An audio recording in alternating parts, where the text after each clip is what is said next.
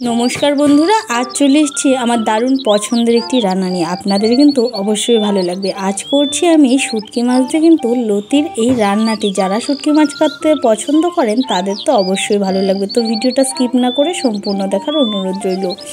দেখতেই পাচ্ছেন লতিগুলো কিন্তু আমি খুব ভালো করে বেছে নিয়েছি। এদিকে কড়াতে জল বসিয়ে দিয়েছি, তারপর লতিগুলো একটু ভাপিয়ে নেব। অনেক সময় কিন্তু গলা চুলকোতে পারে লতির, সেটা কিন্তু গলাটা চুলকোয় না ভাপিয়ে নেওয়ার কারণে। দেখতেই পাচ্ছ কালো কতটা জল বেরিয়ে গেছে।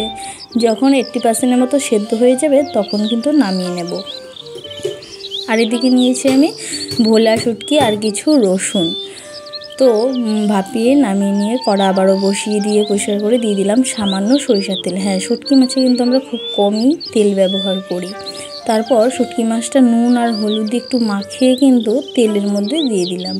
দিয়ে একটু নেড়ে চেড়ে দেখতেই পাচ্ছো লালচে হয়ে গেছে, ভেজে নিয়েছি। আর রসুনগুলোকে কিন্তু আমি একটু থেতো করে দিয়েছি। থেতো করে দিলে বেশি সুন্দর স্মেলটা বেরোয়। আর যারা এখনও আমার চ্যানেলটি সাবস্ক্রাইব করোনি তাদের অবশ্যই অনুরোধ করব, প্লিজ চ্যানেলটা সাবস্ক্রাইব করে বেল নোটিফিকেশনটা অল করে আমার পাশে থেকো। আমি কিন্তু গ্রামাঞ্চলের ভীষণ পুরনো রান্না তোমাদের জন্য খুব সহজভাবে তুলে ধরার চেষ্টা করি। তারপর দেখতে পাচ্ছ ভাজা হয়ে গেলে দেখি লতিটাও সেখানে দিয়ে নুন আর হলুদ দিয়ে কিছুক্ষণ সময় ধরে ভেজে নেব। একটু ভেজে নেবে তাহলে কিন্তু বেশি ভালো হবে খেতে। তো রান্নাটি খুবই সাধারণ এবং সাধারণ মশলায় করছি। তারপর দিয়ে দিলাম লঙ্কা আর কয়েক কোয়া রসুন একসাথে বেটে নিয়েছিলাম। এখানে আমি লাল লঙ্কা ব্যবহার করছি, আপনারা চাইলে কাঁচা লঙ্কাও ব্যবহার করতে পারেন, কিন্তু কালারটা কিন্তু লাল লঙ্কায় বেশি ভালো হয়, দেখতে লোভনীয় হয়। রান্না তো যতটা লোভনীয় হয় দেখতে ততই খেতে ইচ্ছে হয়, তাই তো।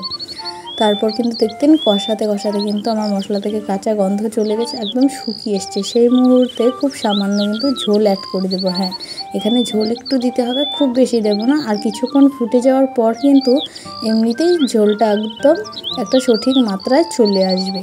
তো রান্নাটি খুবই সহজ। কেমন হয়েছে অবশ্যই কমেন্টে জানাবেন। কিছুক্ষণ ফুটে গেলেই দেখবেন সাইডে তেলটা একটু সরে সরে কালচে কালার হয়ে এসছে। রান্নায় সবসময় তখনই বুঝে যাবেন যে রান্নার কিন্তু আমাদের ঝোল হয়ে গেছে। রান্নার তেলেই বলে দেয় রান্নাটা আমাদের হয়েছে কি হয়নি।